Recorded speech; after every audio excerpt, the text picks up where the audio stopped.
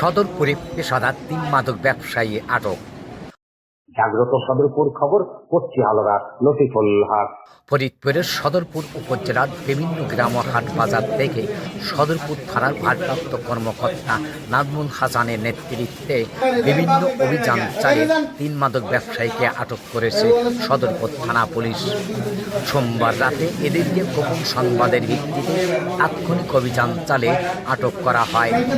এরা হলেন আরিফ হোসেন, বয়স ৩৮, পিতা মৃত সিরাজ মিয়া, গ্রাম ১৭ রশি, রুবেল মাতব্বর, বয়স ৩৬, পিতা মৃত মালেক মাতব্বর, গ্রাম ১৬ ডুবি এবং অপরজন কেশব দাস, বয়স ৩৫, পিতা মৃত শঙ্কর চন্দ্র দাস, গ্রাম ৭.৫ রশি।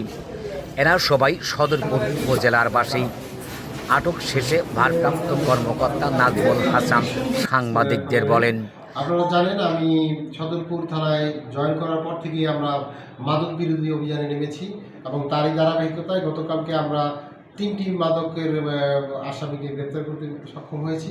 এর মধ্যে রুবেল মাতাব্বর শৈলডুবি মজুমদার বাজার থেকে, সে একটি মুদি দোকান করে, মুদি দোকানে বসে বসে সে গাঁজা বিক্রি করে, তাকে আমরা হাতে নাতে ওইখান থেকে 200 গ্রাম গাঁজা সহ গ্রেপ্তার করেছি।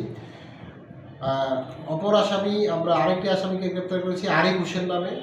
সে 17 রশি এলাকায় দীর্ঘদিন যাবৎ ইয়াবা বিক্রি করে জনশ্রুতি আছে। আমরা গোপন সূত্রের ভিত্তিতে তাকে 15 পিস ইয়াবা সহ তাকে আমরা গ্রেপ্তার করি এবং আরও একটি অভিযানে আমাদের 7.5 রশি এলাকায় কেশব দাস নামে একজন বিখ্যাত হেরোইন ব্যবসায়ী, সে তার পিসিপিআর তার পূর্বেও তার একাধিক গাঁজা এবং অন্যান্য মাদক দ্রব্য সহ অ্যারেস্ট হয়েছিল এবং তার মামলা আছে।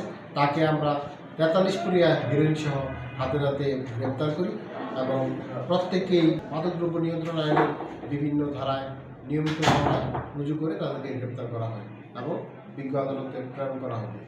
আপনাদের সহযোগিতায় আমরা ইনশাল্লাহ সদরপুরকে আমরা মাদক মুক্ত করতে চাই। আমরা সকলের সহযোগিতা এর জন্য সহযোগিতা চাই।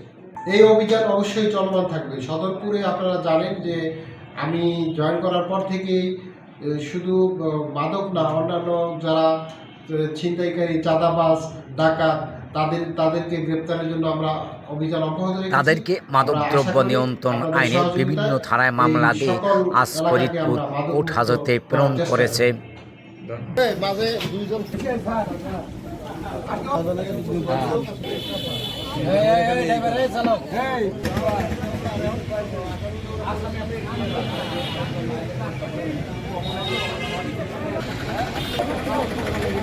যুক্ত থাকুন জাগ্রত সদরপুর খবরের সাথে।